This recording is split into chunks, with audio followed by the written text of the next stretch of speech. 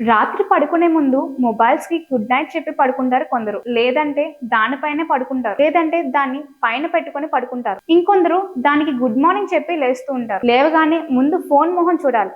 మీరు కూడా అలాగే చేస్తున్నారా? అయితే మీరు చాలా పెద్ద ప్రమాదంలో పడుతున్నారని అర్థం. మరి ఏం చేయాలి అనుకుంటున్నారా? ముందుగా మీ కళ్ళు తెరవగానే దేవుడికి థ్యాంక్స్ చెప్పండి. అయితే దగ్గర ఉన్న వాటిని అభినందించే అలవాటు చాలా మందికి ఉండదు కదా. రోజంతా ప్రతికూల విషయాలపై దృష్టి పెడతారు కదా. కానీ ఉదయం నిద్ర లేవగానే వెంటనే మీ జీవితంలో ఉన్న మంచి విషయాల గురించి 2 నిమిషాలు ఆలోచించండి. అలా ఆలోచించిన తర్వాత దేవుడికి థ్యాంక్స్ చెప్పండి. సో మీరు పాజిటివ్ ఎనర్జీతో డే మొదలు పెడతారు. రాత్రిపూట పడుకున్న తర్వాత శరీరం డీహైడ్రేషన్ అవుతుంది కాబట్టి మేల్కున్న తర్వాత ముందుగా నీరు తాగాలి.